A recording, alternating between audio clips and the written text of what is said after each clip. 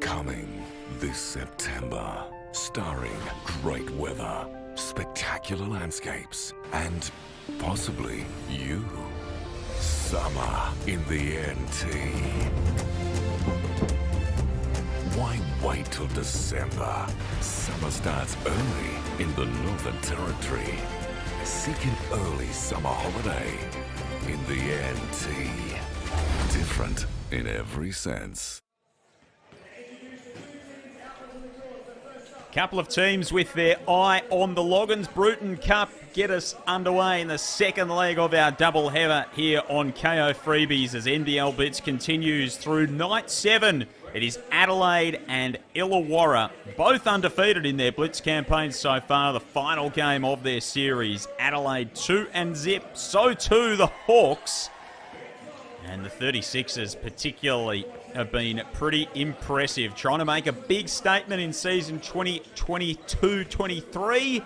The Hawks, of course, moving on. Life after Brian Goorjian begins this season for Illawarra. They've had an off-season of change, but they've started out in promising fashion here at the Darwin basketball facility with a couple of wins to their name. Joel Peterson and two-time NBL champion Adam Gibson with you. Gibbo, you've named the Sixers as one of the teams to watch this season. Looking forward to seeing how they go against the Hawks tonight. Yeah, absolutely. I love what CJ's done there in Adelaide to put this team together. They've got weapons all over the floor. They can play multiple different styles. They can get up and in defensively. They'll be able to switch their lineups around a lot. And like I said, they've got a lot of different ways they can score. So this will be an exciting game. I haven't seen a lot of Illawarra, so I'm looking forward to seeing their team play, and it'll be a great game. And the Hawks, of course, new coach Jacob Jackamas, who's trying to get things going and make an impact with this Hawks team. Some new faces there, some familiar faces. Tyler Harvey outstanding against the Breakers the other night. 27 points to really get things going in that 4-point win. He's a bit of a spark plug for them. I like the signing of Justin Robinson. I think that allows Tyler to obviously play off the ball, play in that two-guard position. He doesn't have to worry about setting up the team and organising the team and making sure other guys get their looks. He can kind of play free. He'll come off screens, he'll come off pin downs and make plays. And he obviously had a great game that last time with 27 points, 2 rebounds and 3 assists. So He'll be a weapon, and I look forward to him having a better year than he did last year. So you speak of Justin Robinson. Unfortunately, he's out with a thigh for tonight's game, so Tim Conrad's going to come in for him. George King's going to be back in the lineup for Illawarra. We take a look at the starting five. So Tyler Harvey gets the start, along with Swakala Bullock, Sam Froling, Alex Madronia, the former 36er. And Ding Ding out there as well for the Hawks.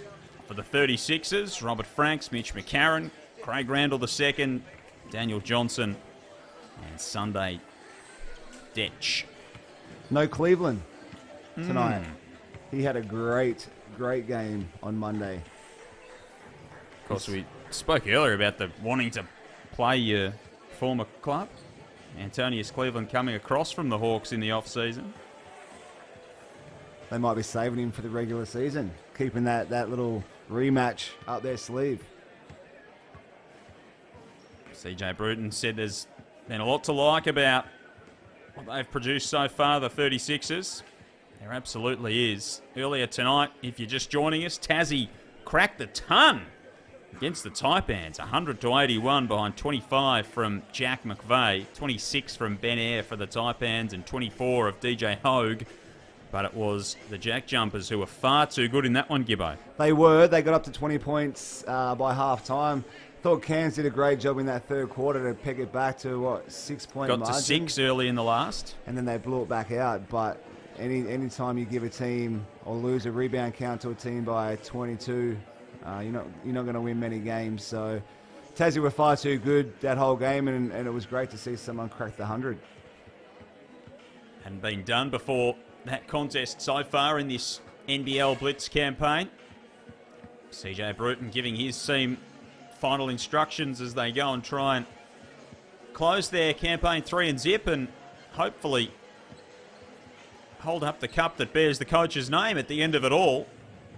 Of course, the winning record and then quarters won across the course of the 3 games, the tiebreaker for the Loggins Bruton Cup. CJ does love to win a Blitz, title. That's why they named it after him. It's not his first one. After 2 great legends, Leroy Loggins and Cal Bruton. 2 absolute jets. Leroy, one of the nicest guys you'll meet. Yep. Absolutely. Great nod to some of the history of the competition.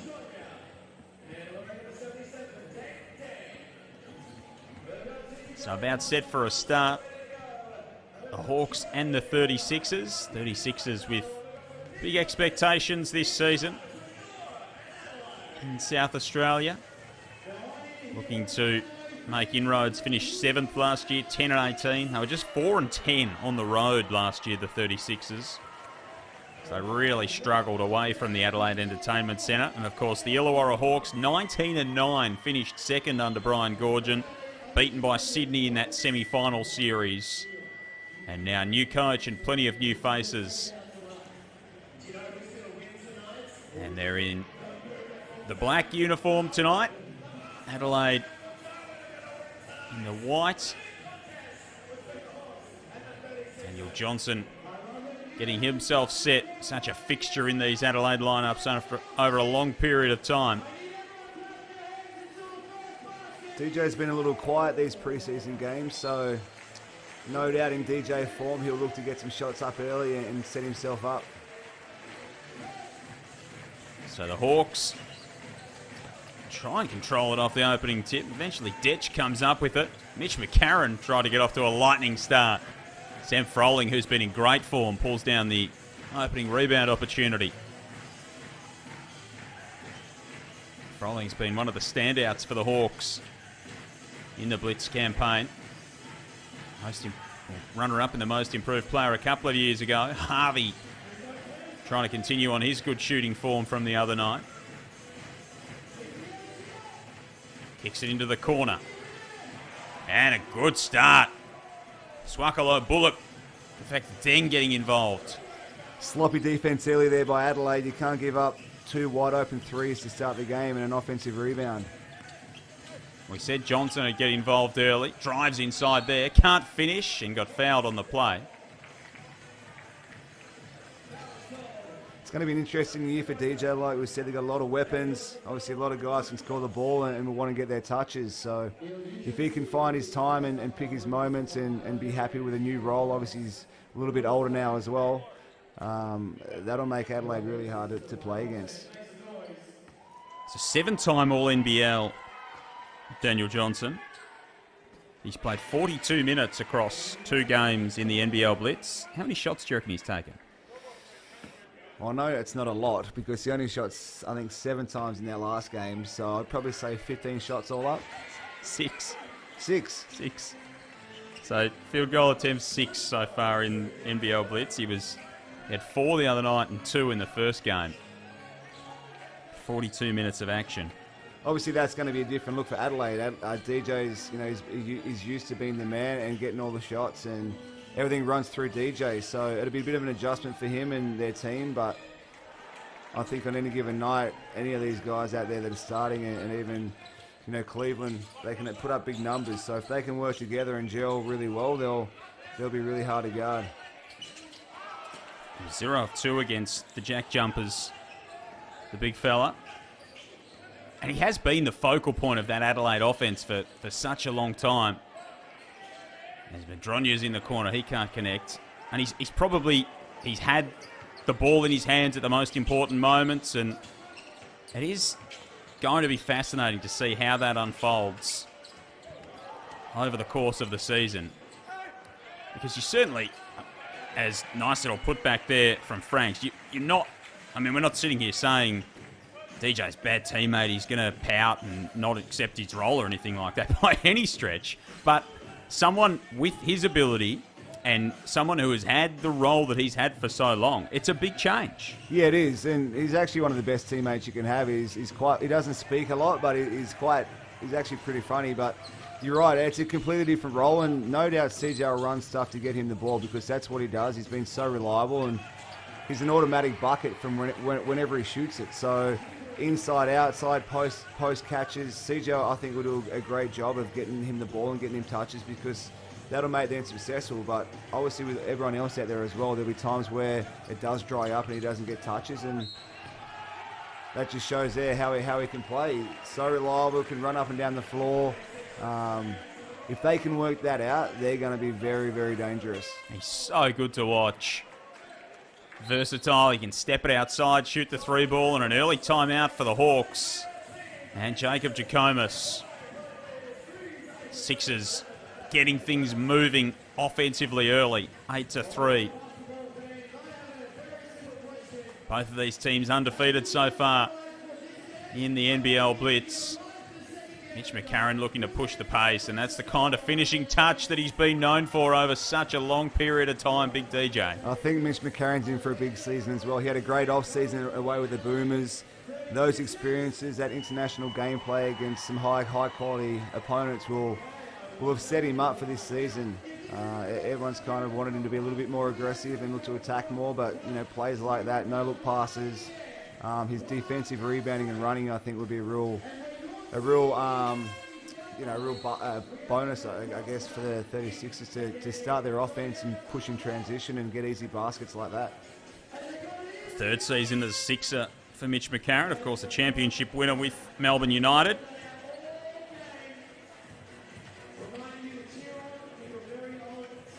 He's such an impressive facilitator of the offense. Steady hand to divvy the touches around, and with Craig Randall II and Robert Franks, Antonius Cleveland, we know, the Defensive Player of the Year from last season when he was in Hawks colours. He's got plenty of options to defer to, does McCarron.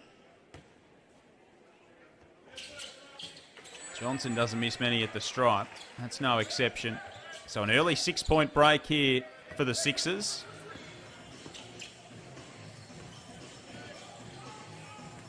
Harvey's going to bring it up, steps back, knocks it down. So Tyler Harvey's involved early again. Said 27 on 8 of 14 shooting against New Zealand and 13 against Melbourne United. 16 a game last season. He's such a tough guard to cover. Obviously being a left-hander as DJ gets a wide open three. He's so hard to guard. They move so well off the ball. You know, he uses his body really well and gets a little push off to get open, but that step back, it's really hard to guard. Antonius Cleveland looks like he is suited up on the bench as well for the Sixers, so we'll expect to see him at some point with any luck. Harvey, cross-court pass. Madronya puts it on the floor. He can't get it to go. McCarron races the other way in transition. He can't finish. Dignall not all that happy with the treatment under the basket. On the other end, Swakalo Bullock able to lay it in. As Macca started with 2 air balls, I feel like he just airballed a 3 and then a little bunny layup. Uncharacteristic. That is for sure. Here's Randall the second. Swings it to the corner for Franks. Nice offensive set from the Sixers. Franks with 7 early points. Been a little bit quiet in this NBL Blitz as spotting up in the corner. Harvey's got 6.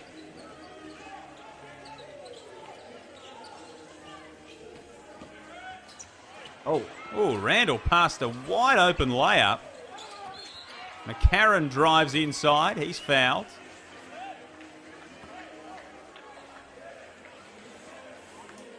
That's got to be a charge, doesn't it? Which McCarron doesn't think so. I see they changed the rule of the charge circle. I don't quite understand the change from last year to this year. It feels very similar. Well, you're going to understand it far better than I am, I reckon, Adam Gibson. I haven't seen it come through too much in the officiating anyway. We haven't had many examples. Yeah. But the interpretation feels like it's very similar to last year. Obviously, if you jump, the charge circle doesn't matter because you're in the air. But I feel like last year, if you had any part of a foot in the charge circle, it was a charge. It was a block regardless. So I'm not sure what the actual change is, but that to me looked like a pretty clear block charge. So Kevin White into the game for the Hawks. Of course, another former Sixer. Spent a couple of years in Adelaide. Played a lot of basketball across a lot of the country as Kevin White. Championship winner in the SEOBL as well as very successful NBL career. Harvey cops the double team. Swings across court. No good for King.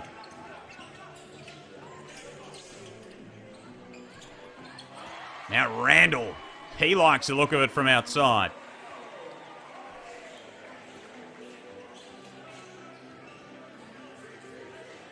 Sixers by 4.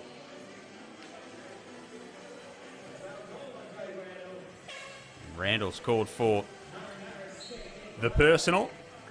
Franks with 7 early. DJ's got 5 for the Sixers. Tyler Harvey with a couple of 3 balls. So what do you like about Adelaide heading into this season?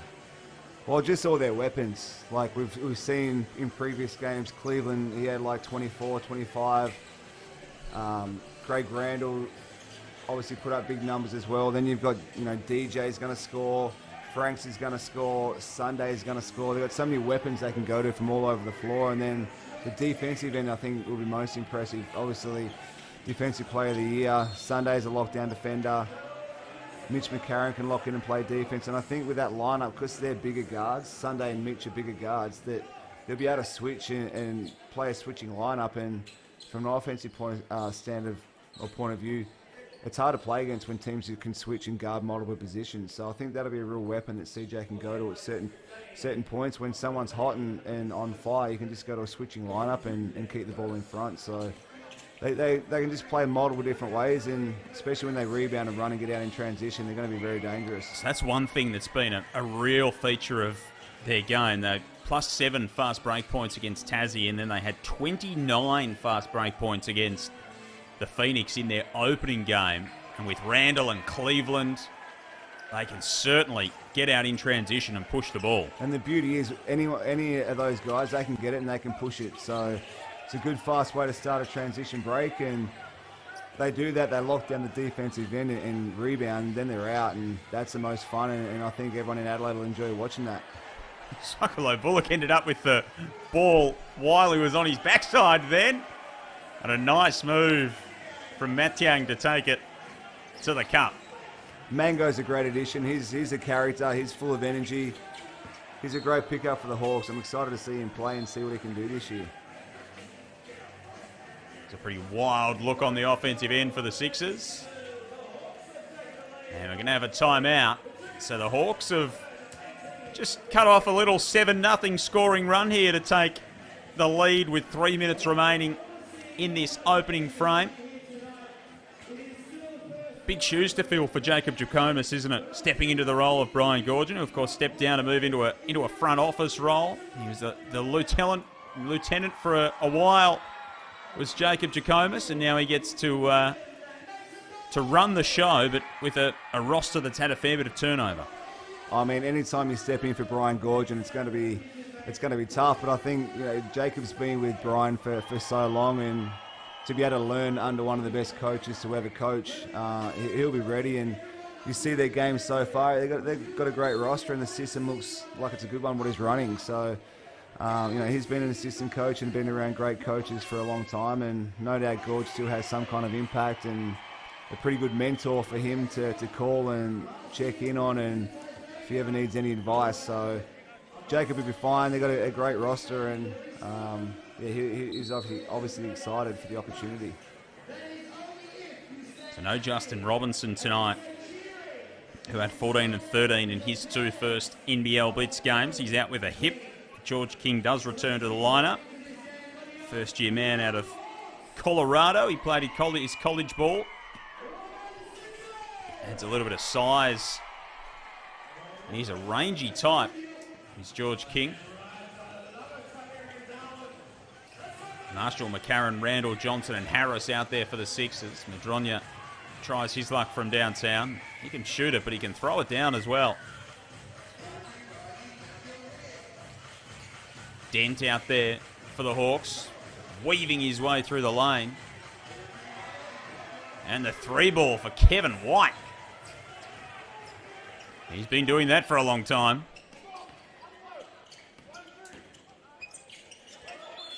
Kai Soto looks like he's about to check into the game. Very impressive young man is Kai Soto. Hopefully he can get a bit more playing time this game. Hopefully CJ can leave him out there, and all of the Philippines would no doubt be watching over there, seeing how he goes, and they'll be onto it. They'll be onto it, no doubt. So hopefully he can have a good game. He's been away with the Philippines national team and playing in those games. That's great preparation for this as well. So looking forward to him doing some big things. He's had 22 minutes in the 2 games so far. He had a really impressive performance a couple of weeks ago against Perth. He had a double-double in absolutely no time. So he had 11 and 11 in 13 minutes against the Wildcats. So he can certainly make an impact when he's out there.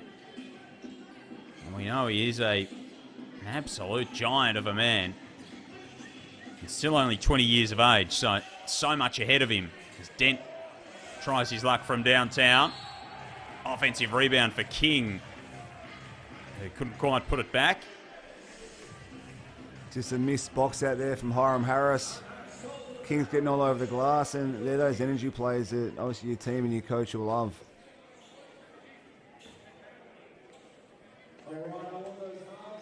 So George King going to go to the line. He's had NBA experience with Dallas and Phoenix along the journey. Former late second round pick in the NBA.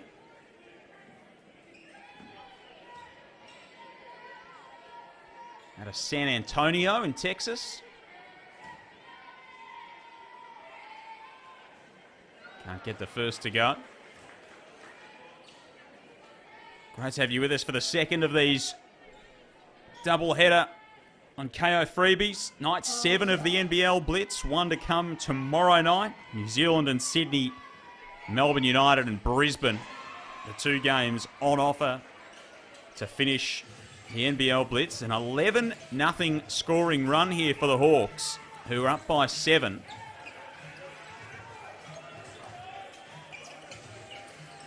Soto getting a touch. He was the target of the pass down low. Hawks with the ball in the open floor. White thought about the three.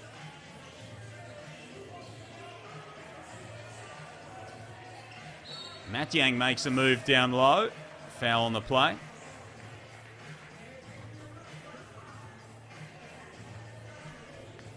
Hiram Harris picks up the personal.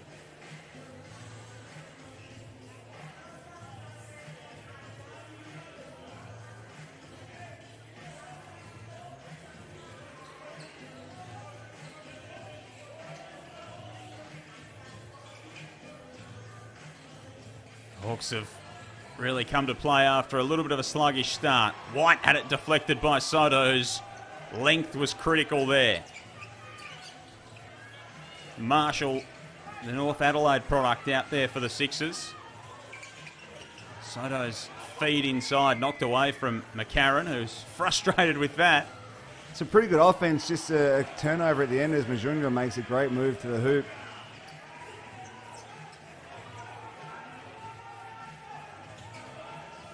So a 13-0 run now for the Hawks. It's quite the burst. Soto gets doubled and coughs it up. Transition 3-ball for King, who liked the look of that. Bouncing away almost in celebration. McCarron has the path cleared and scoots in and says, finally! Good little settler there for the 36ers. As getting a little bit scrappy. Few turnovers, few loose passes. Great seal under the hoop by Soto to let McCarron drive straight through for an easy right-hand layup. Time winding down in this opening frame. The Sixers snap the run from the Hawks. The lob pass going upstairs. He's match hanging. He's keen to hang around. And he's happy about it. Big Mango enjoying the tropical air in Darwin. Great pass.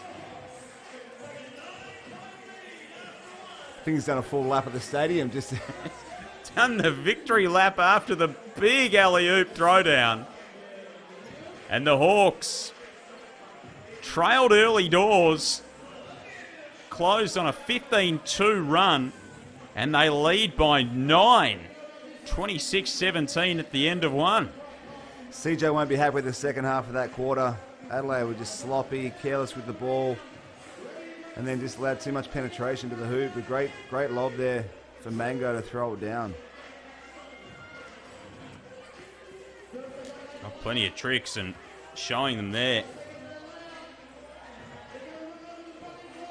10 of 20 from the field to start. 5 threes in the opening frame for Illawarra.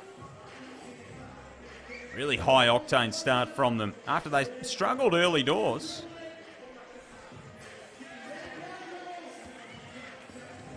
And that rebound count, which was so critical in the earlier game, pretty even, but a turnover count, Gibbo, would be a little bit of a worry in the opening frame for the Sixers. Yeah, 5 turnovers is way too many for a quarter.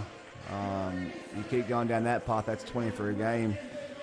Probably want to have 2 or 3, maybe max for a quarter. So just taking care of the ball, not being so careless. I think they can slow down a little bit and get through some offense.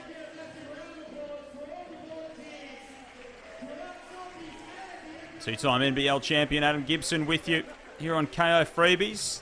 Night 7 of the NBL Blitz at the Darwin basketball facility. Northern Territory government throwing their support behind the NBL, having it in this beautiful part of the world. It's been great to see so many great crowds rolling in across the course of the week with another night tomorrow. Have you spent much time in Darwin? I have spent a little bit of time up in the top ends. Yeah, a little bit for work, unfortunately, not necessarily for pleasure.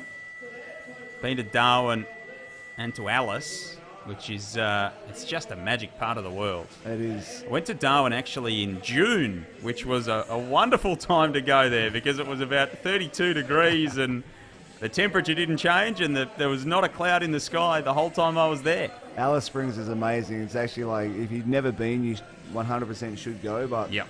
obviously all the guys are getting out and about up there in Darwin, so I know they've had a lot of fun in between their games.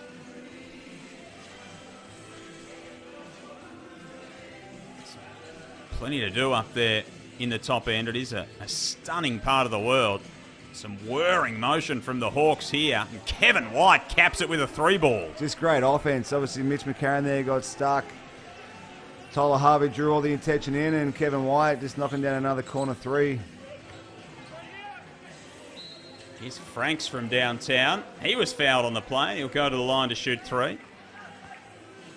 Good to see Timmy Conrad getting another contract, and I wish I was about 4 inches taller so I could be a 4-man because I reckon I could still play. But awesome to see him, David Barlow coming out of retirement to continue their careers. Absolutely. Jesse Wagstaff still doing good things for the Wildcats. Kevin White, some veteran experience at the Hawks. If you're a tour guide, let's put your tour guide hat on. If you were going to say you're going to Darwin, one thing you have to do, what would it be? Well, I know the guys have been to the Croc Park and to the Berry Springs Nature Park. There are obviously some popular attractions for the guys that are up there now. So anytime you can go and jump in a tank and be up close and personal with a crocodile, I think would be quite an amazing experience. Not something that I want to do for sure. I was gonna say, I think there needs to be some disclaimer of safety equipment or something before I'm going in there, but absolutely, there's plenty on offer up there, and a lot of the players have been sampling it on their off days. Conrad lines up a 3, that won't go. Marshall, Franks, McCarron, Soto and Galloway out there for the Sixers. Down the lane comes Marshall, rumbles his way through. He's been doing that all off-season with the NBL 1 Mount Gambier Pioneers. Tough kid, great attack on the hoop. St. Corey in our calls last night. Froling makes a beautiful move to the basket. Which is going to get wiped away for the offensive foul. He's not happy with the call. St. Corey in our commentary last night. Mount Gambier is a fascinating place to go and visit, actually. If you've not been to Mount Gambier, a very tough road trip for a lot of NBL 1 and SEABL clubs over the journey. 5-hour drive down we made, the trip down. The gym, which they're moving to a new gym, but their current gym, one hoop's about 9 foot, so makes the warm-ups fun. You feel like LeBron James out there, not myself again, below the hoop, but great club. They've done so well over so many years, and they're moving to a new venue, but yeah, it's a very rough road trip to drive down there 5 hours, play the game, so... Seen He's upstairs. Soto tries to throw it down. Just couldn't get a clean handle on it. Mitch McCarron looking for the long distance lob. Conrad. And another 3-ball for the Hawks. Madrunya able to knock that one in. 32-25. Illawarra fought back in that opening frame and been able to hold the advantage. As Conrad takes a seat. What's the toughest road trip you've had to deal with as a player? Well, that Mount Gambier one was tough. Obviously, anytime you fly over to Perth, sometimes it used to be the double header, Perth and Adelaide, so you go to Perth and play there and then straight to Adelaide or vice versa. So that was always a tough road trip. Used to be called the Doomsday Double in the WNBL. The Doomsday Double. So always a fun one, but yeah, that's probably, obviously the longer ones, you fly to New Zealand, the whole process to get there with international check-ins and customs, and obviously it's awesome that New Zealand get to play back in front of their home crowd, and obviously for a good couple of years, what they had to put up with as a team to be away from home, not see family, or your family have to be over here to live in and out of hotels and out of a bag. And what they did for the league for so long was so important, and obviously the league can't thank them enough for that. But to be able to go back to New Zealand now and play games there, that I think this year will be electric for them as a team and a club and an organisation. So 5-point spread with 7.5 remaining here in the second. KO Freebies, NBL Blitz night 7. Earlier tonight, Tasmania 100 over Cairns 81. It's remarkable to think that whether it be the Breakers, the Warriors in the National Rugby League, so many of those New Zealand teams have had to make enormous amounts of sacrifice. It's been an incredible sort of, well, you think 24 months, it's probably been more like 30 months for them. Yeah, and I don't think you understand unless you actually do that. So we had to leave Melbourne New Year's Day, and we were away for 4 weeks, 2 weeks in Tassie, I think a week in Adelaide, a week in Perth, and that felt like forever, and that was a month. So imagine doing that for like 4 or 5 months in a row. Like what they went through would have been tough, and just mentally being stuck in hotels and you don't get your own bed and hotel food and all that kind of stuff would have really played a part on their season. And they'll no doubt they'll have a much better season, and to get back into their home arenas in front of their home fans, like all those sports have had to do, I think it'll be something really special. Mentally, clearly challenging. What was it like in terms of just practicing and trying to keep your touch as Froling shows his touch with a nice little mid-range jump shot? Well, I mean, on the road, obviously, you're not in your own gym, and like I said, living out of a bag, that's super hard. So, yeah, I mean, trainings weren't too bad. Obviously, you can train anywhere, so that side of things was okay. But just mentally, just not being able to be home and live your normal lifestyle, I think was the hardest part. Been a huge sacrifice the Breakers have made, and it's going to be great to see them back on their home floor. Here's Harvey in the corner, knocks down a long 2. 9-point lead now for the Hawks, as big as it's been in the game.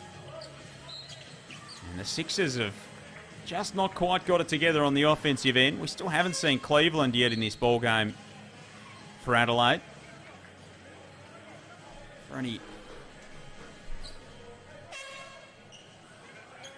Of course, we're hoping that matchup between the Defensive Player of the Year and his old team. But he hasn't hit the floor. Marshall's had 7 minutes off the bench. McCarron's played 11. Franks has got 15 points to lead all scorers. No Antonius Cleveland out there for Adelaide as yet. Chance for Randall. Step back. A little bit short. Franks pulls it down and directs some traffic. Nice pass underneath. Johnson couldn't get the finish. Good feed, though, from Franks. Great feed, great playmaker. It was awesome for Brisbane when he played his games there last year. Obviously, he can score multiple different ways. 3-pointers are obviously his preferred shot, but to be able to post him up and give Adelaide a different look offensively is another weapon for them. 19 points, 9 rebounds for Brisbane last year. Coming across to the 36ers as one of their high-profile recruits. He and Cleveland and Randall coming into that team. See my old team manager, Big Joe Tertzaki, in there on screen with his hat on. Must be sunny in that stadium. Have you seen his sock collection? Yes. Yeah, the sock collection was a fixture at Adelaide games over a long period of time. Are we a fan of those socks? There's some very questionable outfit choices that Biggie used to wear, but... A little bit like what we saw with Ben Eyre earlier with the bright green shoes with an orange uniform. It didn't really matter whether it had anything to do with whatever else he was wearing. None of it matched. Half the time he looked like a box of Fruit Loops with those different colours out there, but great man. He's been in the sport a very long time and very passionate about the sport. So. Yeah, very popular figure in Adelaide. 10-point advantage for the Hawks now. Randall puts up a 3. Almost comes off the apparatus. Froling pulls in the rebound. Yeah, he's one of the colourful characters. You can't miss him I remember calling a lot of Sixers games at the Adelaide Entertainment Centre, and it was never really hard to spot Big Joe. As now Frolling goes to the left hand and lays it in. And CJ Bruton wants to talk it over with his team because they trail by 12. And the Hawks are posing a problem or two. Great time out there by CJ. He won't be happy with that last few minutes.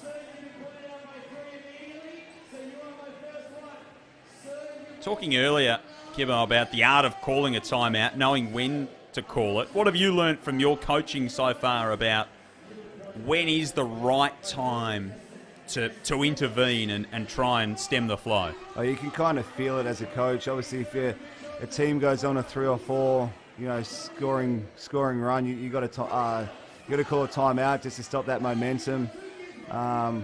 Just a real feel for the game. It's kind of hard to explain it a little bit, I guess, because it's just in the moment. So, yeah, obviously if they score 2 or 3 possessions, or if your team, have a few turnovers and are sloppy with the ball and they just need a reset, they're obviously the best times to do that.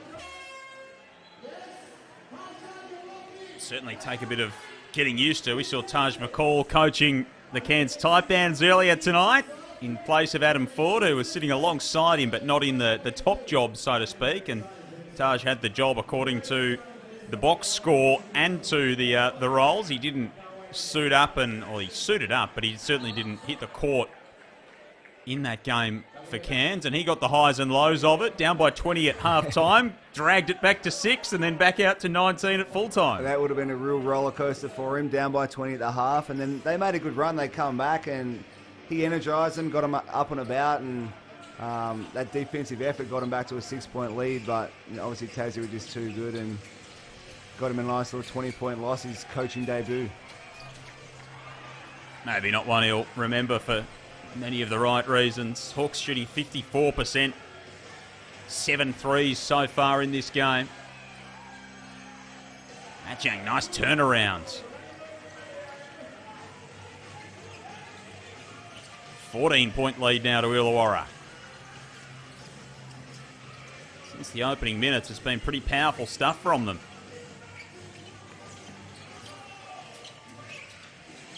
Johnson tries the 3-ball. They fight for the loose ball. Akuth is able to pull it in. And then Ditch wasn't really sure where it went for a moment there.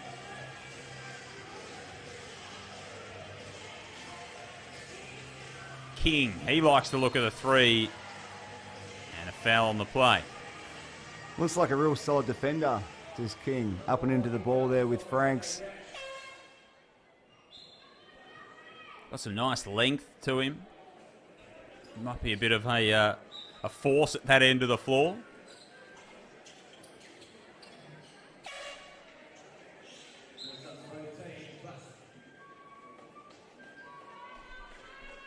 So 41-27 with just under 4 minutes remaining. Both of these teams 2-0 in the Blitz so far. Illawarra with wins over Melbourne United and New Zealand. Adelaide with wins over Southeast Melbourne and Tassie. Of course, the Sixers are off to the States after this. Matchups against Phoenix and OKC in the NBL meets NBA clashes. What an experience for them to be able to go over, fly over. Now it's tough. Like we did it with the Brisbane Bullets. We went and played the Phoenix Suns. It was tough to fly there, to play the games, to come back and then continue the season. So they'll have to work through that travel part of it and recovery and making sure they're fit and healthy for the games back here. But what an experience to go over, play against NBA teams, play against that level of competition. Absolutely awesome what the NBL has done with the NBA and that connection. And obviously with Josh Giddey over there at OKC, that'll be a lot of fun to play against his old team and to see him, and the games will be a great spectacle.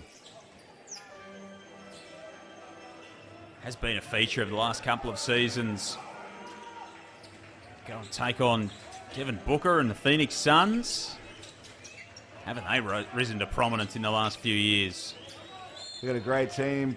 Chris Paul still playing.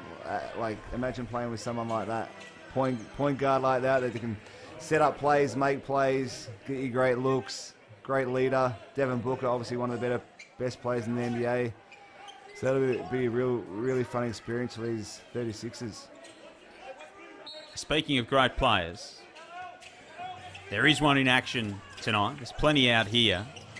But the Australian Opals Women's World Cup campaign kicks off tonight, and Lauren Jackson returns to the fold. Her 5th World Cup at 40 plus, returning to the Opals team. Nice move there from Marshall to get it to go and cut it back to 14. A rather staggering achievement for Jackson to still be playing and representing her country at the highest level after not only clearly a prolonged career, but quite a significant time out of the sport as well. Oh, how impressive is that? 10 plus years out of the game to get herself back to that level is incredible. I'll certainly be going home and watching the replay after this, but for the World Cup to be in Sydney, for young, aspiring female basketball players to be able to go and watch that level of competition on home soil, it's incredible. So obviously we wish the Opals all the best. Hopefully they can start the tournament off the right way tonight against France. But they're going to be some unbelievable games to watch as well. So the Opals against France at the moment. Earlier today, the United States among the winners. Brianna Stewart with 23 points for the US team.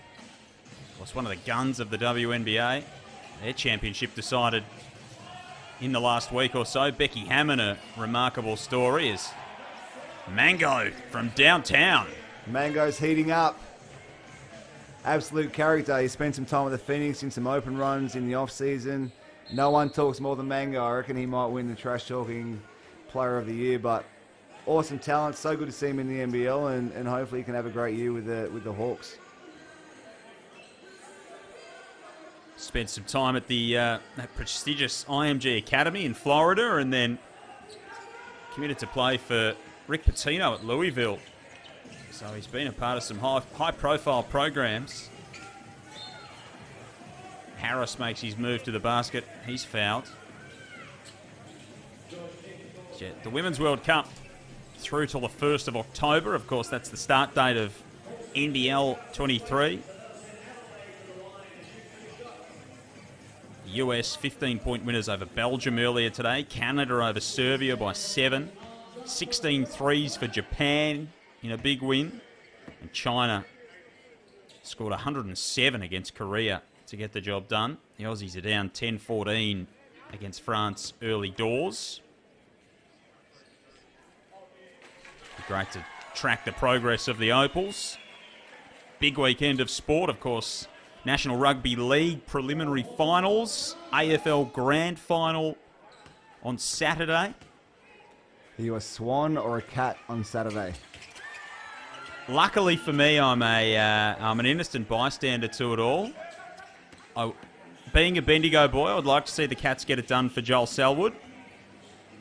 But I think it'll be a remarkable story if the Swans can win a premiership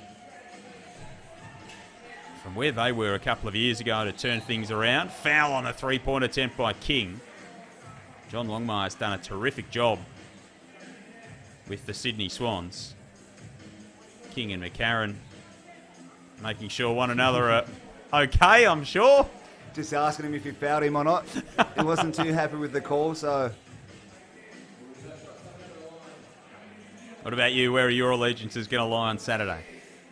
I would love to see the Swans win. I have a lot of people I know, family and some co-workers that go for the Cats, so I might be in a little bit of danger if I say the Swans, but it would be cool to see the Swans win. I think Geelong are going to be too strong. It'd be a hell of a game, but I think the Cats just might have too much, and obviously Danger will finally get a premiership, and it'd be pretty cool to see Selwood and those guys win another premiership. So low-key going for the Swans, though.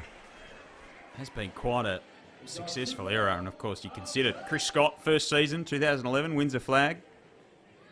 2022, he's got the opportunity to do the same again. They've been there a couple of times in the intervening years. First two at the line, good for King. Up to 17 now, the lead for the Hawks. But you think about, the likes of the San Antonio Spurs as a model of consistency, the New England Patriots in the last little while with their ability to hang around the playoffs. And from an Australian perspective, the Perth Wildcats have done the same thing, and in the last really 15 years, it's been the Geelong Cats in the AFL competition. Well, it's hard to win premierships or championships, no matter what team you are. And obviously Perth and New Zealand there for a stretch. Yep.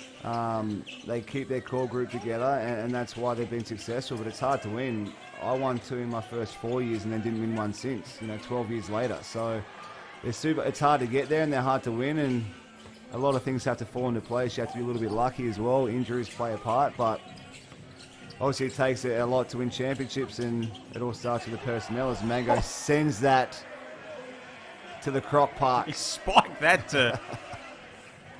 That's out into the ocean somewhere. Huge block. Mango's going to provide a lot of entertainment, I feel, this year, who have a lot of highlights, dunks, blocks, plays. Great to have him in the league, and a great personality. Played professionally in Italy and Turkey. Spent a little bit of time with Charlotte's NBA program. Played 4 games with them in the 17-18 season. Johnson throws up a prayer. And it's going to be a foul against DJ on the loose ball. How much does culture play into it in terms of just keeping those successful environments going? Clearly personnel is one thing, but just having those, I guess, those standards set and clear for everyone that comes into a program must be a massive part of it. Oh, it's the most important part. You can have all the stars in the world, but if they don't, align and work together and sacrifice a little bit of their own game for the betterment of the group, then you're not going to win. If you have selfish players and guys that are grumpy because they're not getting court time, they're not getting their shots, then it's just a cancer within the group, and you're never going to be successful no matter what players you have out there. So that's huge. You have to gel and come together, and I feel like that's why teams like Tassie have the advantage, because they've kept their core group together. They know each other, they know their roles. They're not selfish, they play together and they play hard, and culture's massive. That's why you try to build that at the start of pre-season, and hopefully the guys buy into what you're trying to sell. Matchang at the line makes the first of 2. Mango's got 12 so far in the game. Leads the Hawks in terms of scoring. King and Tyler Harvey have both got 9. Franks has got 15 for Adelaide, playing a lone hand. Next best is Johnson, who hasn't scored since the early part of the first quarter. So a minute remaining. It's been all the Hawks since the early stages. 50-31. In the corner, Randall splashes it home. Craig Randall, the second. He's made a couple of threes on the evening, but they haven't been able to generate anywhere near enough at the offensive end. As Deng, half pass, half shot, full turnover. He had him open early and he missed him, and then I think he felt a little bit guilty he didn't throw it into him, and then Mango obviously thought he was going to shoot the ball, which turned into a pass, and Jacob doesn't seem too happy about that decision making either. I don't think Deng particularly wanted to have that conversation. He tried to walk past and got the grab back from the coach. Never fun conversations, but he's doing his best just to not to catch the coach's eye there. Here's Johnson on the block. That's a hook. And one for DJ. He's operated there at a very high level for a long time. He might have got away with a sneaky little chicken wing there, DJ.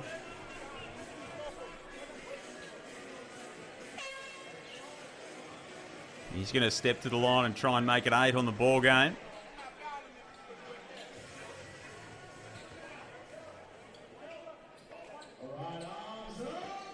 It's such a pivotal part of the Adelaide program for such a long time.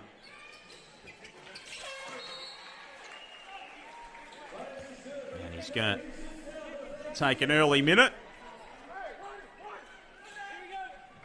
Marshall McCarron, Randall Harris, Detch out there for Adelaide. Harvey, Matchang, Deng, Swakalo Bullock. And George King out there for the Hawks to close this first half. Harvey inside. King comes up with it, throws up a prayer to end the opening half. Oh, we've got a phantom and fault. there was a call. Referees are going to have a bit of a catch-up. And they're happy enough to wave that off. No. No, it is going to be a foul. 3. So George King will go to the line to shoot 3 for the second time tonight. And he can push the lead out to 16, potentially. Biggest lead for the Hawks, 19. They went on a 13-0 scoring run earlier in the game.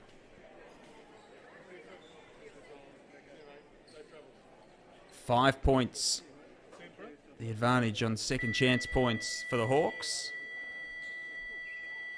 Might be having a couple of issues with the clock, I'd say, trying to put some time back on. 2 NBL legends down there, Dave Anderson, Mark Worthington. One of the best dressed men in Australia, Dave Anderson. Yes. Absolutely.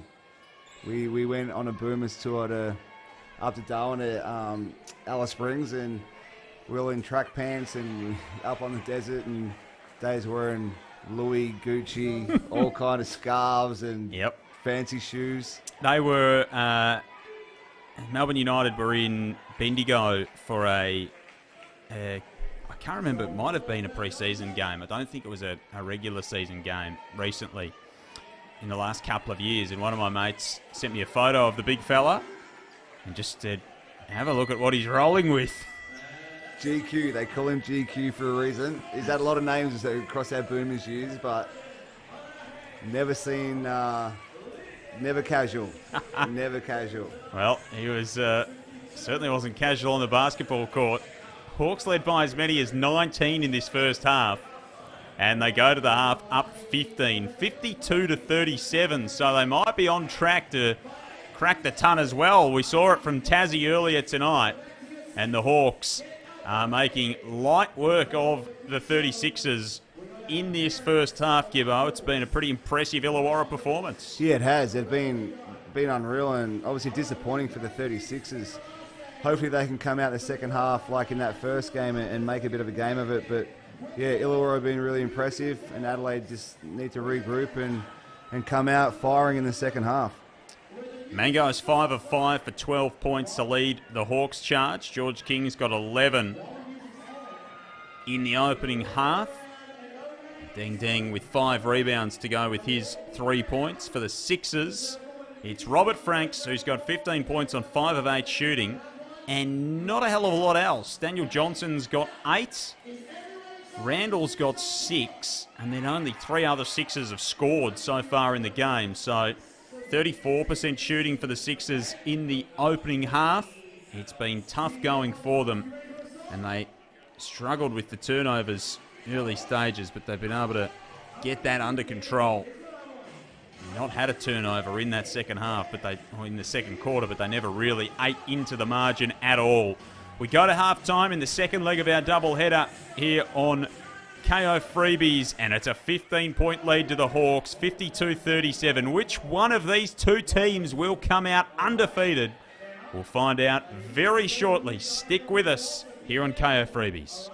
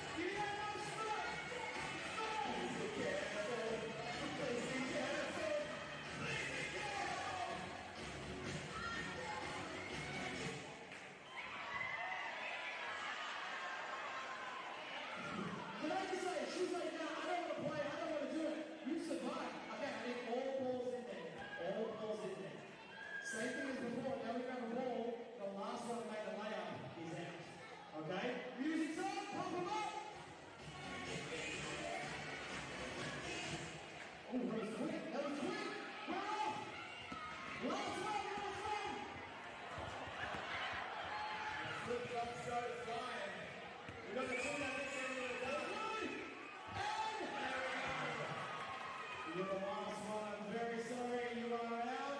Thank you. Nicely done, though. I'll stay in the middle. We're opting the dogs back on. Okay?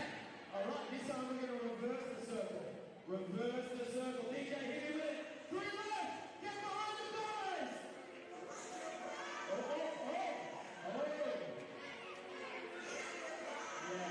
Yeah, I need more. 6 cells, fellas. 6 cells. Yeah! Pump it up! Okay. My money was on you taking this whole thing out. My money was on you. All right. We are down to the last 2.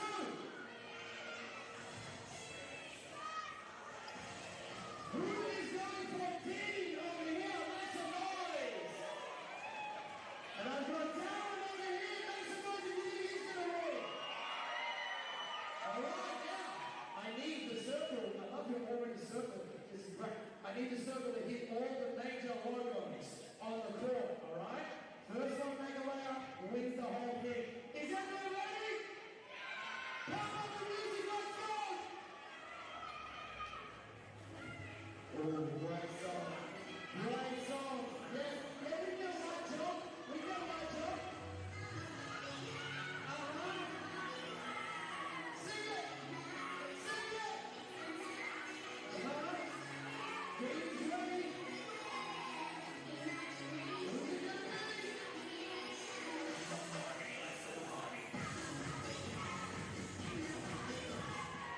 Go, go, go, go, go! Who's got it? Let's go first over here. Only just. Brian, come to the second team is the winner, ladies and gentlemen, boys and girls. So close. Millimeters, yes. Good point. I hope you enjoyed that. Because I'm definitely not going to be around to play that again. So please put your hands together for everyone that came on court.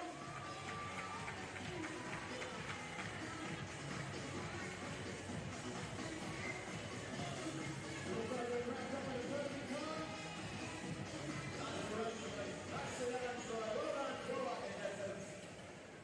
You sure to play that at your next gathering? Perfect. Using balls, I want credit. That was great. Using balls. Oh, DJ Puzzle Master providing really careful. Coming this September, starring great weather, spectacular landscapes, and possibly you. Summer in the NT. Why wait till December? Summer starts early in the Northern Territory. Seek an early summer holiday in the NT. Different in every sense.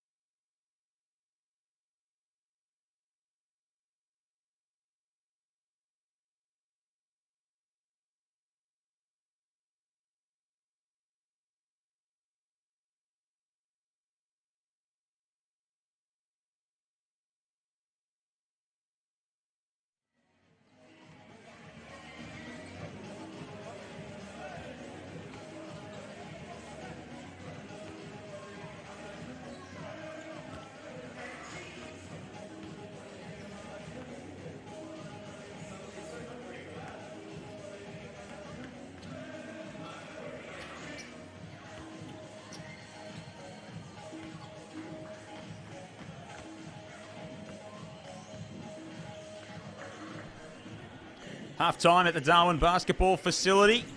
Illawarra by 15.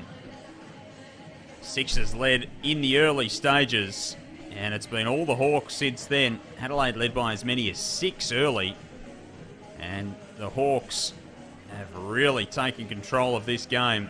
Went on a 13-0 run at one stage in that opening half. They lead 52-37 at half time. Second leg of our doubleheader on night 7 of NBL Blitz.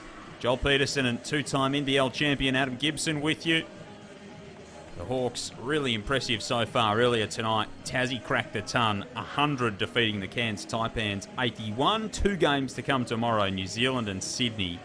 Melbourne and Brisbane close out the NBL Blitz 2022-23 campaign. Of course, we're only about a week away from the season proper. Saturday, October 1, it all gets underway. Illawarra in action against Sydney. And then, of course, we don't see the 36ers until round 3 when they return from their US trip. Adam Gibson, what are you looking forward to in this second half? Well, hopefully a bit more energy and concentration from the 36ers. Obviously, you know, they're one of my picks to be there at the end of the season, and obviously it's pre-season as well. So without Cleveland out there on the floor, that makes a bit of a difference. But to give up 52 points in a half is way too many. CJ would have probably mentioned that, and hopefully they lock in a little bit better here and bring this back like the first game. Hopefully they can get it back, you know, under single figures and put some plays together. It was 20 points at halftime in the first game of our 2 this evening. Hawks shooting it 57%. Been very efficient on the offensive end. 8 of 16 from downtown.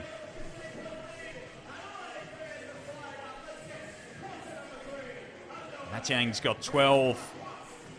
Mango's been impressive for Illawarra. George King with 11. Tyler Harvey with 9. Franks with 15.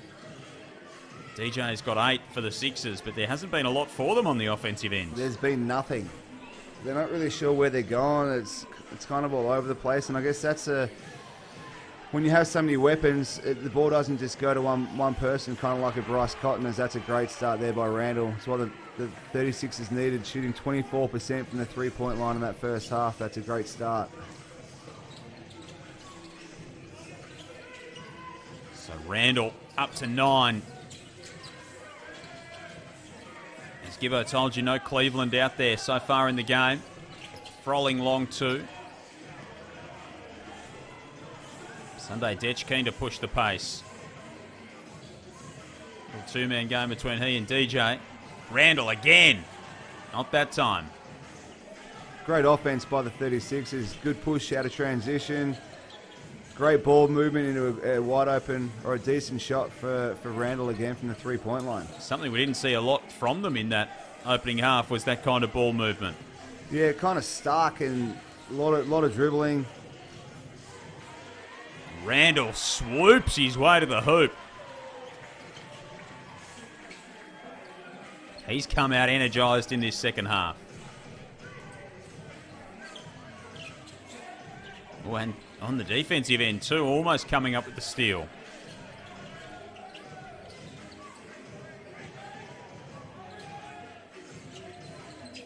Drunya guarded by McCarron.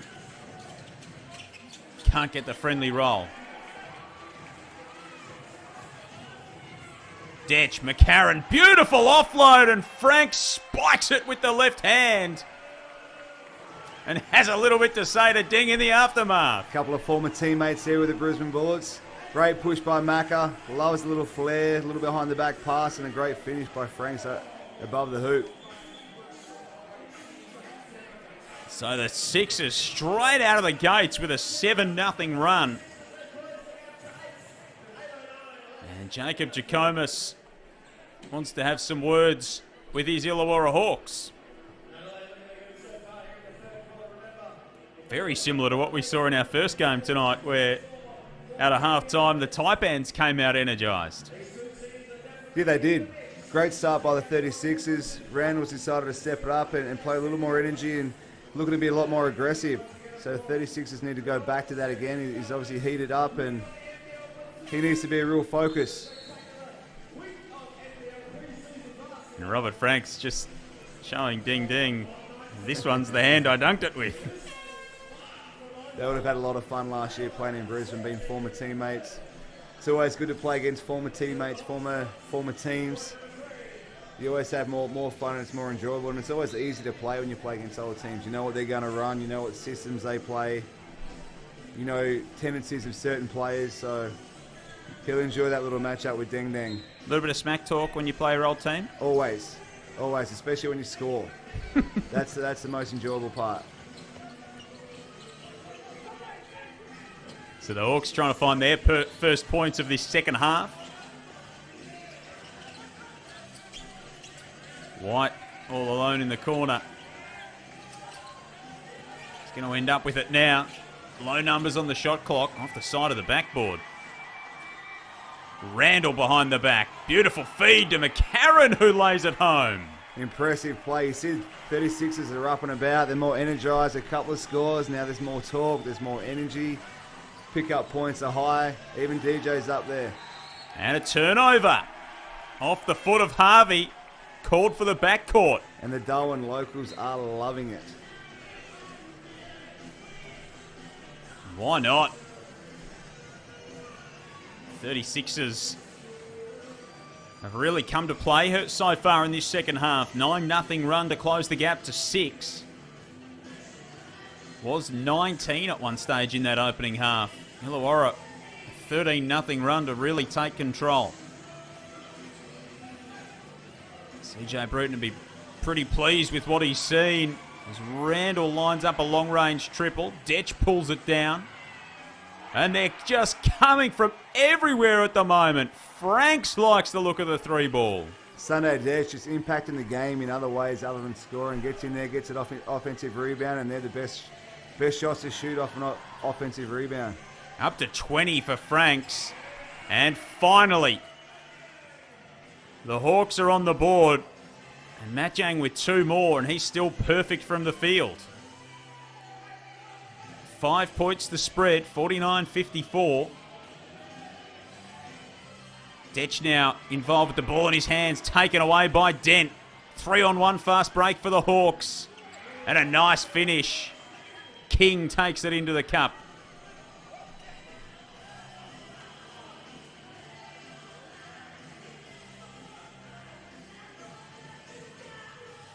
So the Hawks find a couple of answers to the early 36er challenge.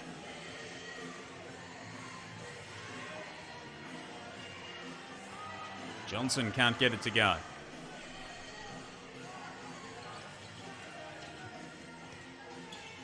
Harvey thought about pulling up, found Dent wide alone, wide open in the corner. Adelaide back the other way.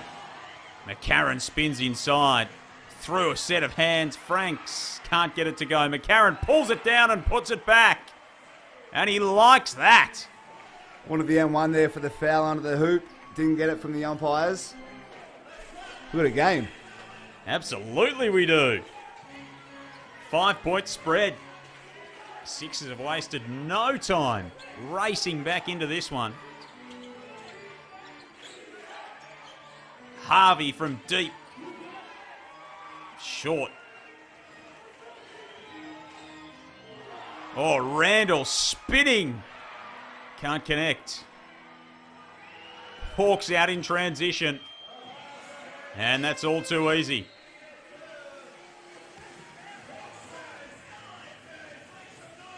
$15 for King. Timeout for Adelaide.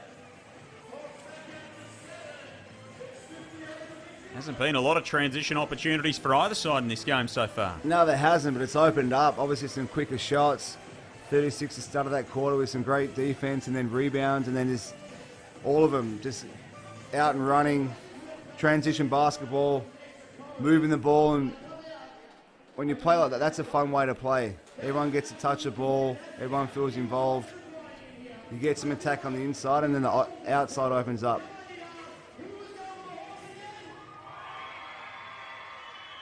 King making an impact. 15 points. Now, for George King to lead all scorers for Illawarra. Big Mango's got 14. Tyler Harvey's got 9, coming off a 27-point game against New Zealand last time out. Robert Franks has 20 with 5 here in this period. Randall's got 5 in the period as well for the Sixers.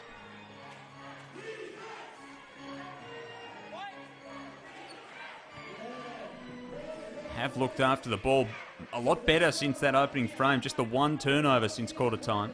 Yeah, that's been impressive. 5 turnovers each. 5 turnovers in the first quarter and only 1 since. Franks, Marshall, McCarron, Randall, Detch out there for Adelaide.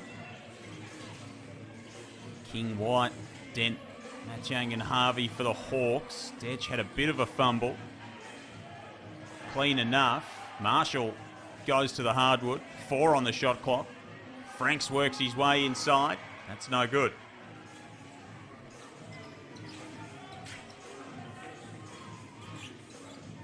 So 7-point Hawks lead. What are you being impressed with from an Illawarra perspective so far in building the lead, Gibbo?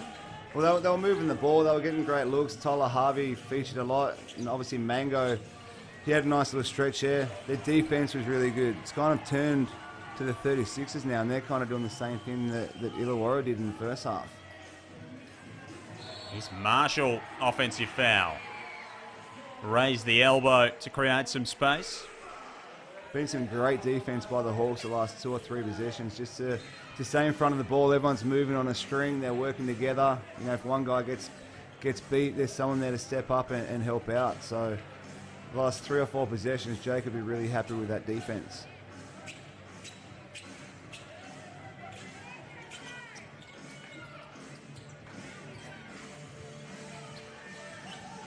Keep things rolling on the offensive end, the Hawks. Dent's fouled.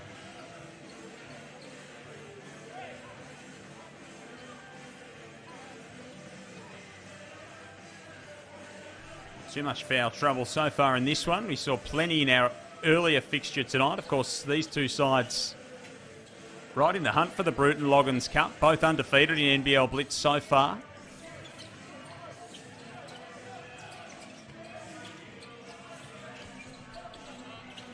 Dent from the wing, can't connect. Is the winner of this likely to win? Yes. The Loggins Bruton Cup. That's a... Yeah, it'd be a good bet that you'll go pretty close. They came in 2nd and 4th, but that was partly because Perth had won twice and has already played the 3 games. So with the quarters 1 being the tiebreaker, Perth having played more quarters, we're ahead on that measure.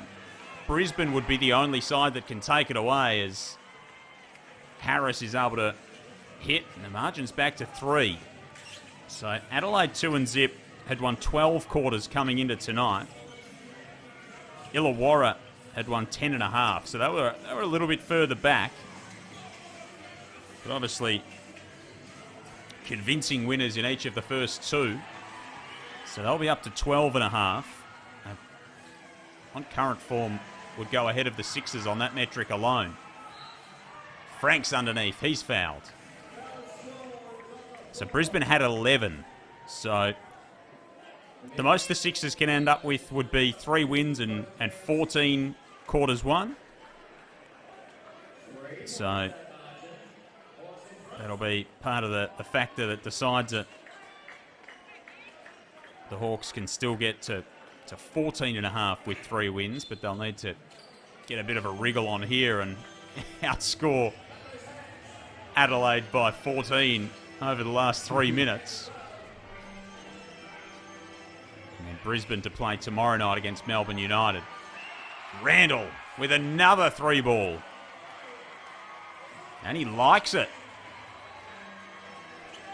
CJ's going to have a lot of fun coaching this team this year. That many weapons. You see the other night Cleveland went for 27. Franks has got 20 and 7 now. We are tied up at 58 for no longer as King takes it inside and puts it back. And this Adelaide team has roared back, down 15 at the half, down 19 in the second period. Detch Randall, deep three for the lead. Can't get it to go. Detch is in on the offensive glass again, though. Frank steps into it and knocks it down. Sixers back in front. 16-point turnaround in a little over 8 minutes. Offensive rebounds leading to wide open threes. That's too easy for Dent. Steps into the runner from the free throw line. And the lead changes hands once more.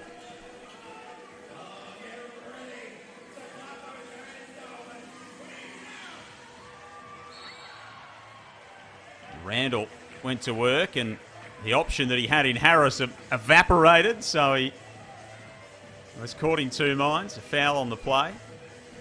Great defense there by George King. Obviously, Randall's hot at the moment. He's making some great plays, but to step up and make him throw that, almost a turnover, he looks like he might be a great fill-in for Justin Simon, Cleveland from last year. He's going to be a handful, George King. 17 points on the offensive end, but with his length and his athleticism, he's going to be really tough on the defensive end. Franks has got a hand in the face and he's fouled shooting a triple.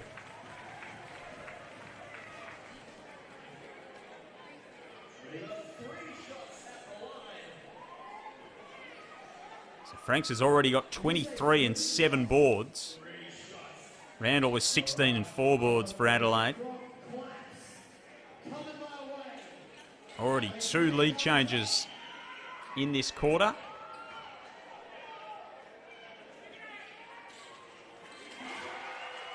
Franks can try and make it 3. Hawks swept the season series last year between these two seeds, these two sides. Wins by 10, by 11 and by 16. I think we'll see some different results this year with the 36ers. Franks with all 3 at the line. He's got 26. Really imposing himself on the game. Sixers back ahead by 2.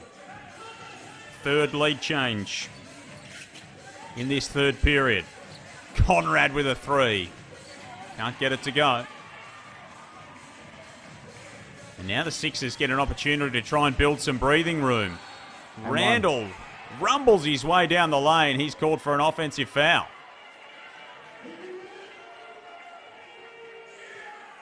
He's not happy with it. That, I imagine, would be a coach's challenge during the season. That, to me, looked like a block. Is that facility not available to CJ Bruton and Jacob Jackomas in this fixture? Just another variable to throw into the life of the coach in the regular season.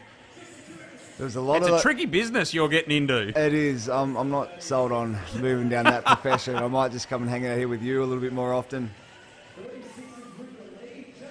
Thoughts on that? Thoughts on that one? Seen similar go both ways, haven't we? There is a lot to think about as a coach. You're right. The coach's challenge. A lot of pressure on the assistant coaches to get the video up super quick, to give them a look, but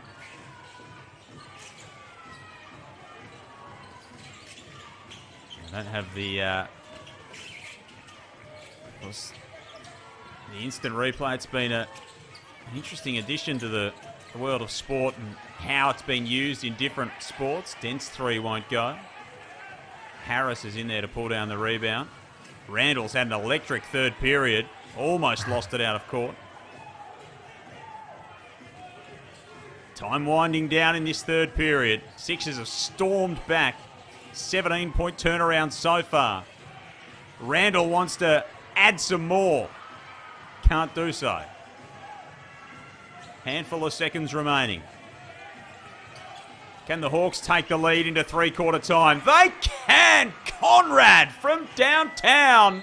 2 breakdowns on Tim Conrad. Play before, he come and set a fake screen and slipped out of it, got a wide open shot, and then same thing happened again. That's got to be an automatic switch from those 2 defenders, especially late in the clock with Tim Conrad. He's been doing that for years.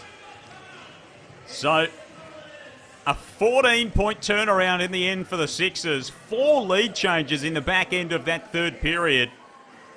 And we go to the final term with 1 point separating the two teams who are challenging for this Loggins-Bruton Cup along with Brisbane.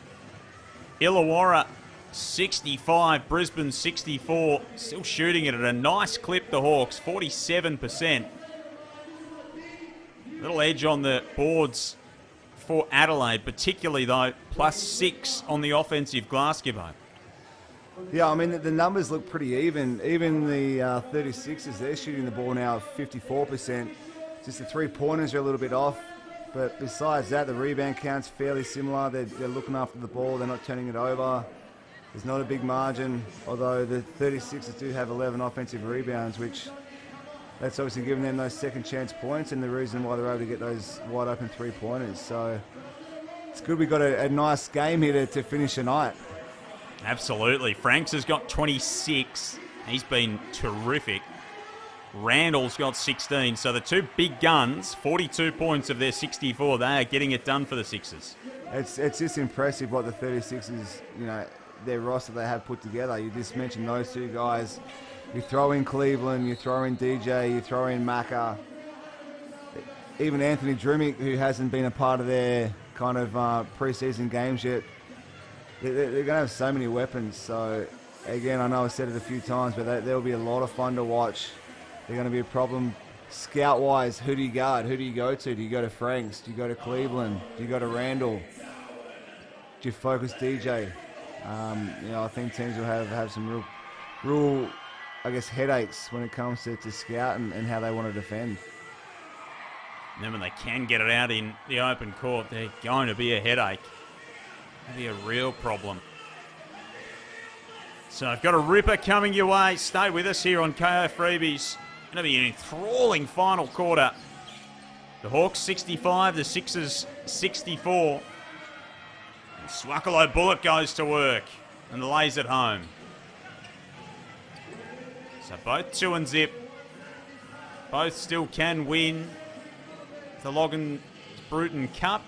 Both still can be shoved out of that title by Brisbane tomorrow night. Foul off the ball. Be interesting to see if we see this lineup with DJ and Kai Soto out there a lot this year. Obviously, an opportunity to go big and play bigger. Be interesting to see if they use that or not. Gonna have to have plenty of shooting around it.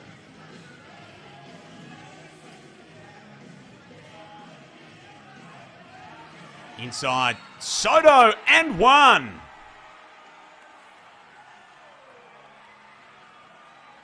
There'll be plenty that are a fan of that move. So much interest in him. So much interest. Social media lights up anytime he gets a catch. Can he tie the ball game up 40 seconds into the final period? He can't.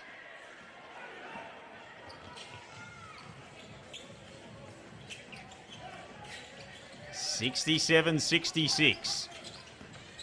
Been a really good fun second half. Harvey three ball, that won't go. It'll stay with the Hawks and Deng. Foot on the line. McCarron soars in for the rebound.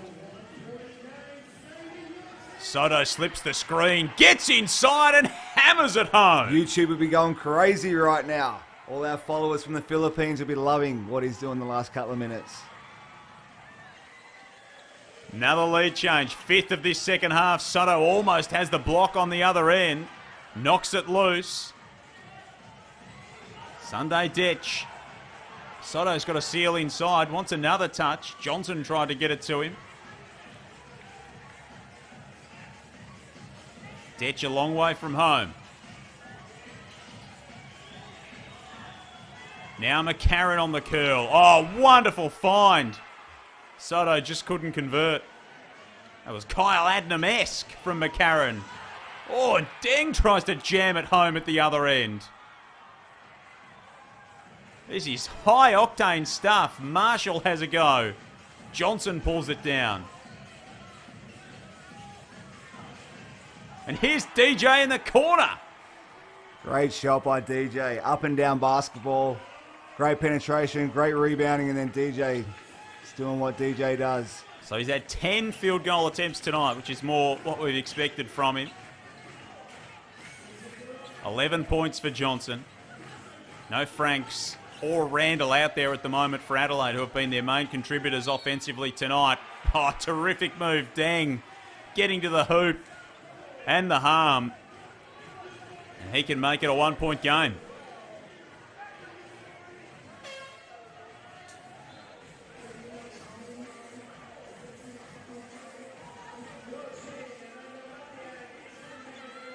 Lots to take out of this for both teams.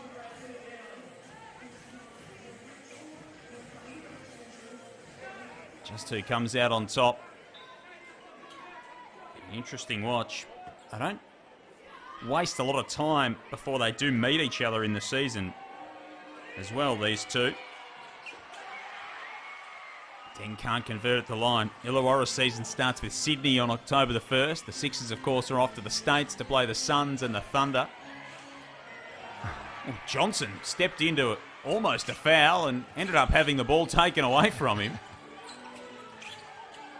That was an interesting exchange. Well done by Madrunya to keep that alive.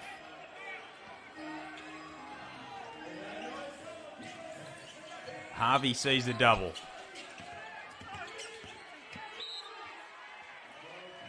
Almost a turnover. It'll stay a Hawks ball.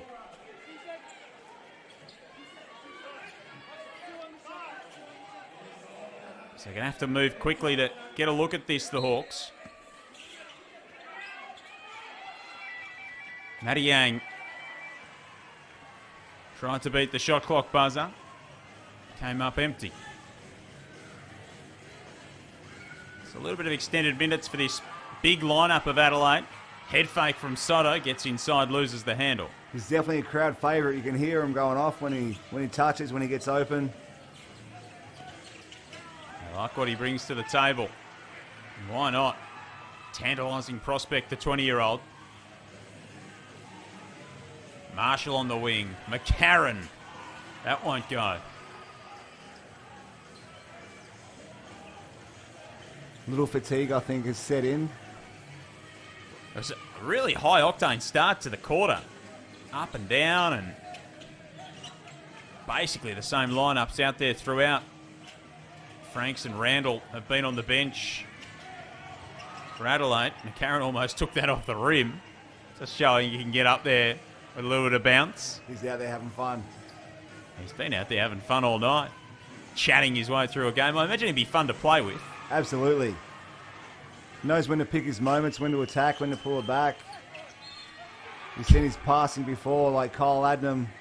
Just a flair he's got, but he's so under control. He knows what he's doing.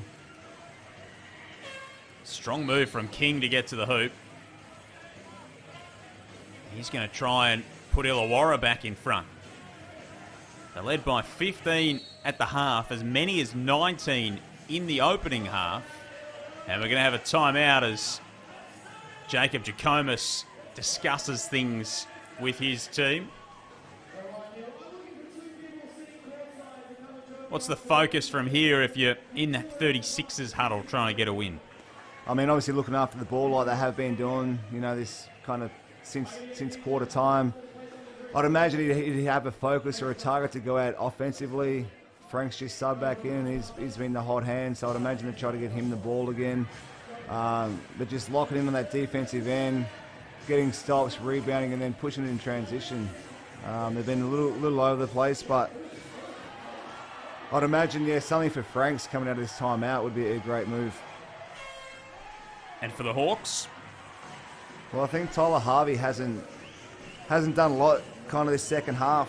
They've done a great job on him. They seem to be switching most of his action. So if he can get his hands on the ball and start making some plays, he's obviously their main focus out there for the Hawks. So get him some looks, set some screens for him.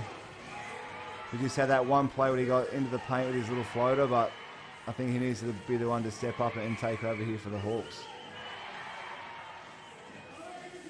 It's fascinating to see who can do that in this second half. Hawks with just 19 second half points so far, 36ers with 34.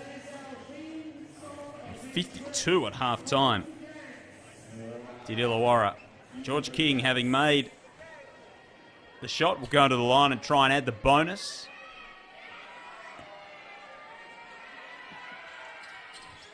Six lead changes in this second half.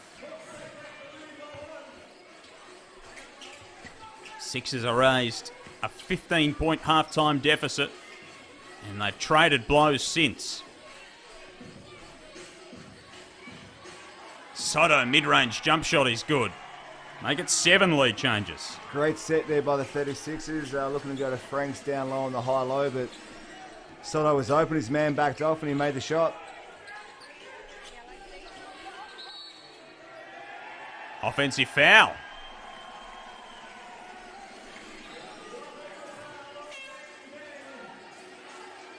So an opportunity for the Sixers here. Looks like they're going to run this same exact play. So setting on ball for Sunday. They'll hit Kai Soto on the elbow for a high-low look down to Robert Franks in the block.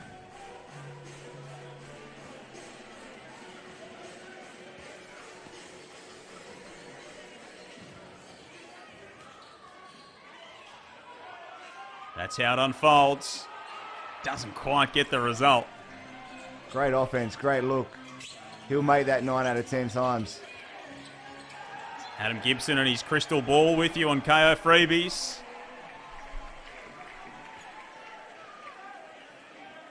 Another turnover here for the Hawks. Spoke about them both looking after the ball pretty well so far in this game, and they've let us down a little bit here in this last quarter. Adelaide have had a handful of turnovers. The Hawks with a couple and another one. Offensive foul on Soto. That's another one, up to 12. Yep, had 6 deep in that third term. Don't think there's a few Kai Soto fans that didn't really agree with that call. I think it's fair to say there'd be a few in the social media space that would be saying much the same, I'd imagine. Franks goes sliding into the basket stanchion. We spoke about the singlets or the uniforms before. I don't mind the Hawk singlet, but you notice number 7 has a 0 and a 7. Something a little bit different that they've brought in this year. Is that?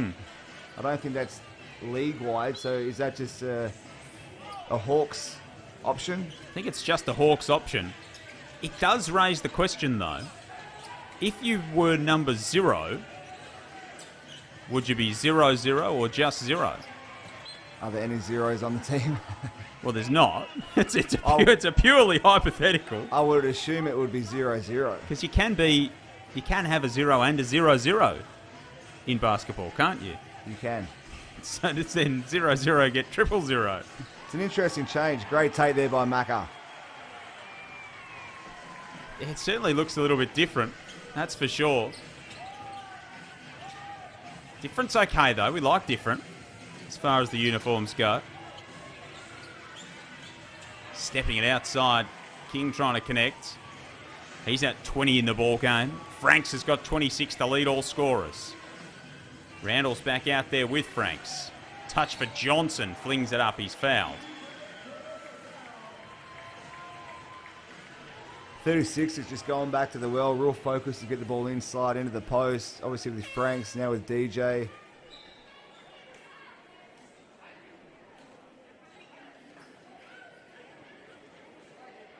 Three-point spread.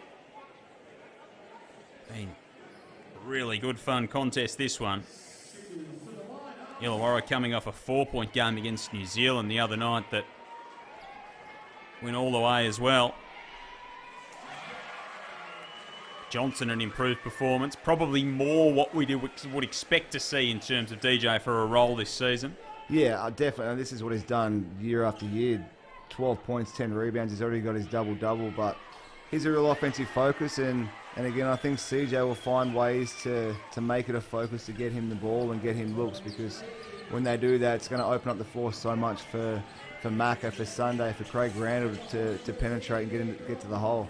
He's a third or a fourth option. That is terrifying, and that's a terrific move. Madrunya swooping to the hoop. And they're not going away, the Hawks. Franks between the legs. 3-ball won't go. He's played a big role tonight with 26 and 7. Dent just steps into one, left unguarded. Won't get many easier looks than that. Big breakdown, lack of communication there by DJ and Franks. Both went to guard the same player under the hoop and left a wide open 3-point shooter. Righto, who wins it from here, Gibbo? 3 minutes remaining. I'm with Adelaide. They've got too many weapons. I'm with the Hawks. We'll have one each way. And I'm giving you a 3-point head start too, so that's very kind of me, I would have thought. I appreciate it. Harvey, Dent, Froling, Madrunya and King out there. Dent lays it off to Froling. He can't hit. Expect that Sam Froling would have made that. He's got 4 after a very good campaign so far. 14 and 8. And had 19 points and 7 rebounds against New Zealand.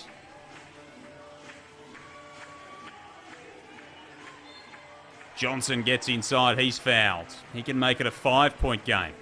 This is great preparation for the 36ers to see end of game, who they want the ball in the hands of, who's going to make the plays, what set they're going to run.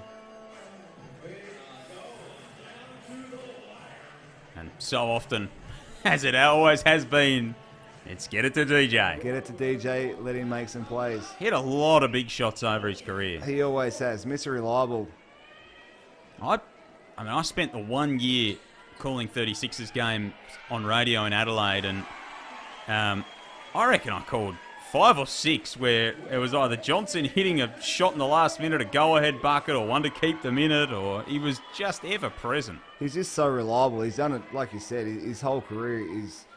And he's been a focus, so I think that's why CJ will run plays for him, but it doesn't matter when it is or where the shot is. He'll step up and knock it down from anywhere. He's 8 of 8 at the free throw line, so he's doing his job there. 79-74 with 2 minutes remaining. So my bet on the Hawks looking a little bit shaky. But the ball's in the hands of this man. Anything can happen. Harvey has it knocked away, and there's a foul on the play. Robert Franks is irate with that. His frustration maybe turned to confusion. Just checking that Tyler Harvey's okay. We don't need another injury. With Gary Brown going down with injury, Tom Abercrombie having eye surgery. Of course, Ariel Hukporti, the big news today, with a ruptured Achilles out for the year. So, last 2 minutes and both games tomorrow, injury-free would be lovely. Touch wood. Obviously, we want to see the best players out there, so injuries are never good, and hopefully that's it from that side of the... Yep, absolutely. So 2 minutes remaining. We might still have a close finish here. Harvey misses the first. What have you liked from the Hawks, all told, tonight? Well, I've been impressed with George King. First time seeing him play, he looks like a great defender, but he's making an impact on the offensive end as well with 20 points. So he'll be a real weapon that Jacob can go to as well. Obviously with Cleveland leaving, he looks like he might be their stopper, but can score on the offensive end as well. Have you seen enough from the 36ers as Randall pulls up for 3? That won't go. I mean, we both spoke about the fact that they loom as one of the likely championship contenders this season with the moves that they've made. Have you seen enough from them again tonight to sort of reinforce that view? Yeah, I mean, obviously it's still early on, but to keep the Hawks to 25 points in the second half. 23 so far, yeah. 23 points in the second half after giving up 50 points just shows when they lock down and they concentrate and they stick to their scout and they play with a bit of energy on the defensive end, what they can do. So that's the most impressive thing for me, is that the fact that they can play defense and get stops and keep a pretty offensive, focused team like the Hawks to 23 points is super impressive. That has been the big change, hasn't it? Down by 15, down by 19 at one stage in the first half. Their defensive intensity in this second half's been chalk and cheese. Well, the concern, and again, obviously it's a preseason game, but the concern would be that you've given up 50 points in the first half. Obviously they got the talent and they can't just rely on that. So if they can lock in and play hard and play the right way for a full game every game, then they're going to be really tough. Franks adds 2 more. 28 for Franks, under a minute remaining. It is a 6-point ball game. Sixers with a 21-point turnaround in this second half. Harvey's pressured again, and an offensive foul. He flings the ball away in frustration.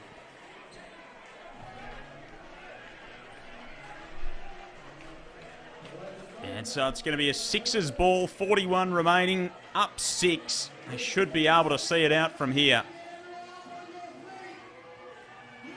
Bit of situational basketball, perhaps. Froling plays for the steal. Ends up fouling McCarron, who will step to the stripe.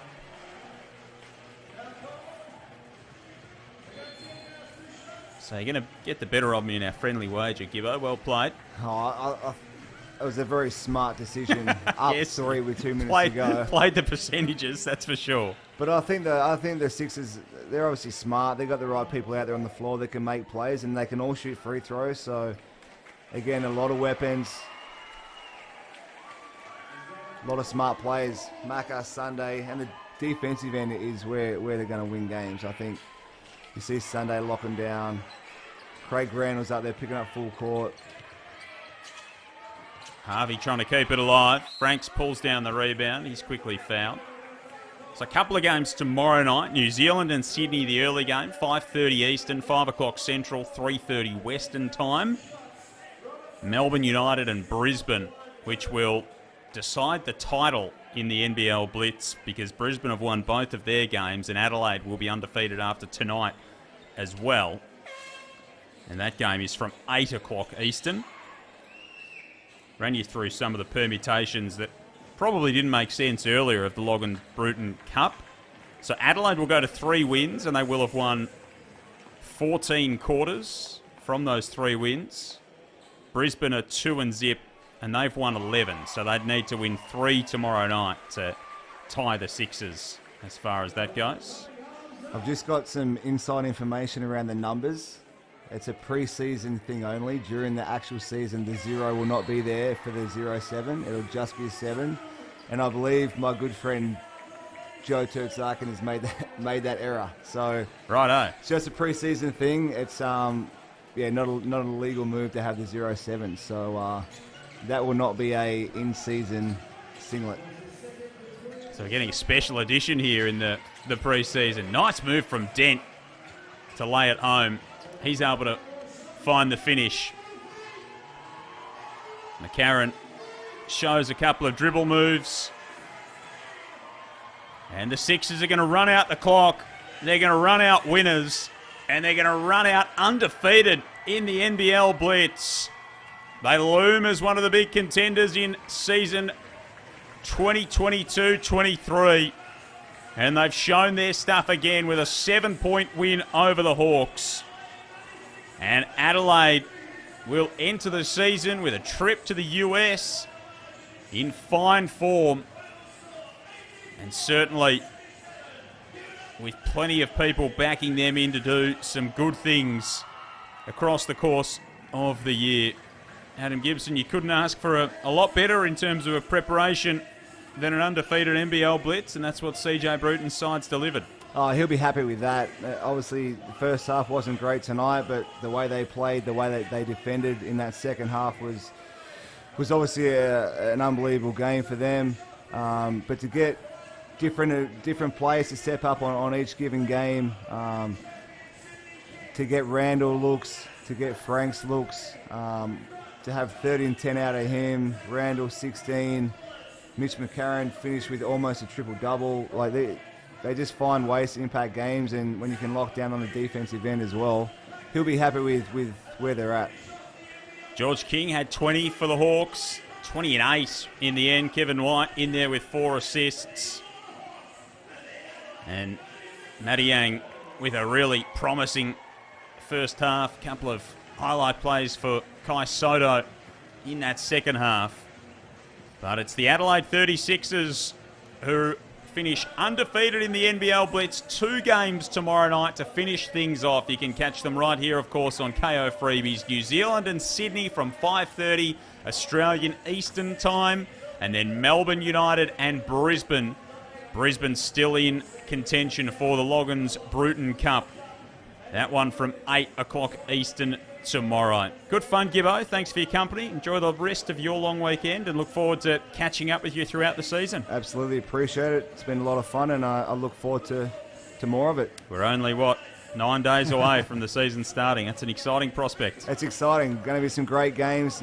Some of these teams look like they put some great rosters together, and there'll be a lot of fun to watch. So looking forward to the season starting very soon. Absolutely. More to come, of course, tomorrow night here on KO Freebies. Winners tonight in the earlier game. It was a big win, a 19-point win in the end to Tassie over Cairns. They had to do it the hard way, got there in the end, and Adelaide win 84-77 in the second game of our doubleheader. More to come tomorrow night here on KO Freebies.